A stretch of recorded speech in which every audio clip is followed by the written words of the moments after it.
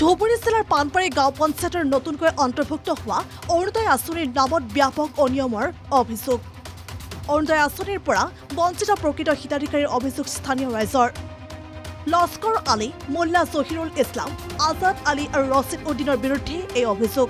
কিন্তু পানবাৰী গাঁও পঞ্চায়তৰ অন্তৰ্গত বিভিন্ন গাঁৱৰ পৰা আহি উপস্থিত হয় আদানী আৰক্ষী চকীত। আদানী আৰক্ষী চকীত নতুনকৈ পানবাৰী গাঁও পঞ্চায়তৰ দালাল কেইজনমানৰ নামত গোচৰ ৰুজু কৰিছে পানবাৰী গাঁও পঞ্চায়তৰ বঞ্চিত হিতাধিকাৰীসকলে। এজাহাৰত উল্লেখ কৰা অনুসৰি দালাল কেইজন হৈছে ৰেজাউল কৰিম, হাইদাৰ আলী, বাহাৰ উদ্দিন, আমজাদ আলী, আছৰাফুল আয়ুব আলী। প্ৰতিগৰাকী হিতাধিকাৰীৰ পৰা 2,000 পৰা 5,000 টকাকৈ ধন সংগ্ৰহ কৰাৰ অভিযোগ উত্থাপন হৈছে ভুক্তভোগী মহিলাসকলে।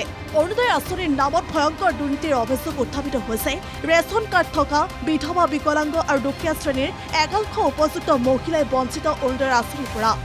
বিধৱা, বিকলাংগ, দৰিদ্ৰ মহিলাৰ নাম বাদ পেলাই অযোগ্য হিতাধিকাৰীৰ নাম তালিকাত অন্তৰ্ভুক্ত কৰা হৈছে বুলি অভিযোগ উত্থাপন কৰে মহিলাসকলে। আমার তো অরুণা দেওয়া 3 বছর ধরে নাম দেই, 3-4 বছর ধরে হয় না। তার মধ্যে 3,000 টাকা দিছি, তাও অরুণা দেওয়া হয় না। এখন নাম টাম কিচ্ছু আসে নাই, টেহাডিও ঘুরে দেয় না। কয় তোমার নাম হওয়া গেছে আইসে তো না। ধনী ধনী মানুষের হয়, আমি গরিব মানুষ, এত দুঃখিয়া মানুষ, বেদবা মানুষ। আমার নামটা আমি এত মতো কইছি যে আমার একটু ভুরা খাতা দেও, নইলে আমার একটু অরুণা দেও, নাম দেও। কে দেন, আমার মানুষ নাই দেখে কে একটু নাম দিয়ে দেয় না। নতুনকৈ ক্ষমতা লাভ কৰিয়েই বাছনি কমিটিৰ সদস্যই চৰকাৰৰ নিয়ম নীতিক ভৰিৰে মোহাৰি দৰিদ্ৰৰ পৰিৱৰ্তে ধনী শ্ৰেণীক মহিলাসকলৰ নাম অন্তৰ্ভুক্ত কৰাৰ অভিযোগো এতিয়া উত্থাপন হৈছে। এই সন্দৰ্ভত জহিৰুল ইছলাম, আজাদ আলী আৰু ৰছিদ উদ্দিনৰ নামত আদানী আৰক্ষী চকীত এজাহাৰ দাখিল ভুক্তভোগী মহিলাসকলৰ। সমান্তৰালভাৱে থানাত কেছ দিবাৰ আহিছিল অৰুণোদয়। কেইজনী বহুত গ্রাম সব শুদ্ধ আইছে।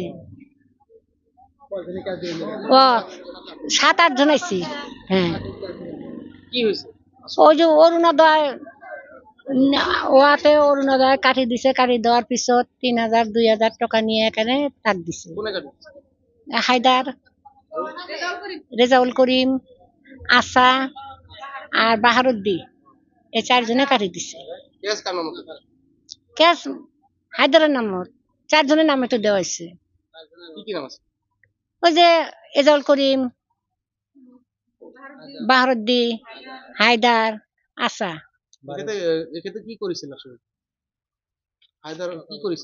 ওই নাম কাটি দিছে।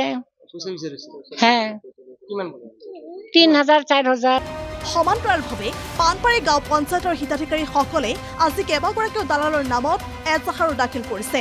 চৰকাৰ তথা বিভাগীয় কৰ্তৃপক্ষলৈ ভুক্তভোগী একাংশ মহিলাই ন্যায় বিচাৰি কাটৰ আহ্বান জনাইছে।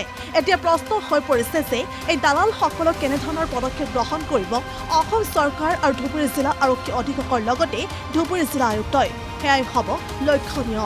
পৰ্বতজোৰাৰ পৰা নুৰ ইছলাম মণ্ডলৰ প্ৰতিবেদন, দ্য নিউজ প্লাছ। যিকোনো খবৰৰ বাবে যোগাযোগ কৰক 7099017330 লগতে 7099017110 নম্বৰত।